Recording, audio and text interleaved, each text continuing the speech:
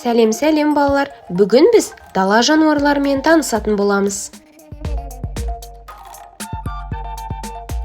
Біріншісі қасқыр, екіншісі аң патшасы арыстан, үшіншісі қолтырауын, төртінші жануарымыз піл, келесі жануарымыз зебра, ең соңғысы айбатты аю.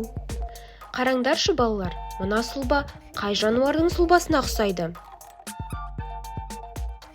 Арыстан ба? Жоқ, арыстан емес. Мүмкін зебра шығар?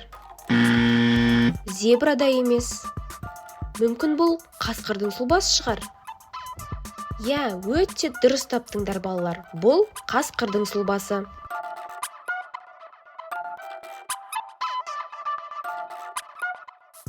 Ал келесі мына сұлбадан қай жануардың сұлбасын көріп тұрсыңдар балалар? Бұл піл ме?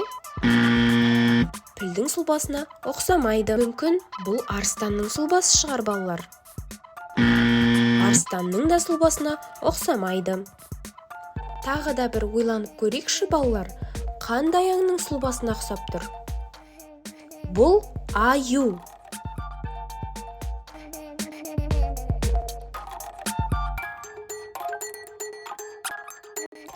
Келесі жануардың сұлбасына мұқият қарай қойыңдар балалар. Бұл қай жануардың сұлбасына ұқсап тұр? Зебраның сұлбасына ұқсайды ма? Жоқ, ол зебра емес екен. Мүмкін бұл піл шығар? Жоқ, пілдің де сұлбасына ұқсап тұрған жоқ, балалар? Мүмкін бұл қолтырауын шығар?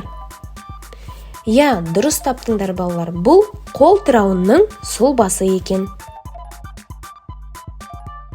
Енді келесі жануарымыздың сұлбасына қарайық. Бұл қай жануардың сұлбасы? Арыстан ба? Жоқ, арыстанның сұлбасына мүлдем келмейді. Мүмкін піл шығар? Пілдің де сұлбасына ұқсамайды екен. Мүмкін бұл зебра ма? Өте дұрыс таптыңдар балалар. Бұл зебраның сұлбасы екен. Енді келесі жануардың сұлбасына мұқият отырып қарайық. Қандай жануарға ұқсап тұр?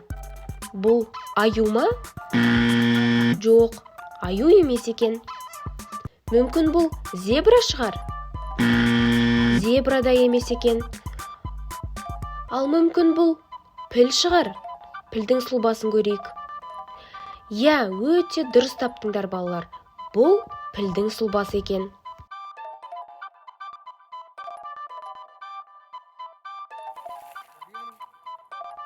Енді балалар, мына жануардың сұлбасына қарай қояйық. Бұл жерден сендер қандай жануардың сұлбасын көріп тұрсыңдар?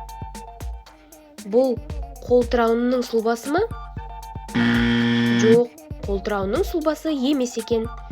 Мүмкін бұл қасқыр шығар? Жоқ, бұл қасқыр да емес. Онда қай жануардың сұлбасы? Дұрыс айтасыңдар балалар, бұл аң патшасы арыстанның сұлбасы екен.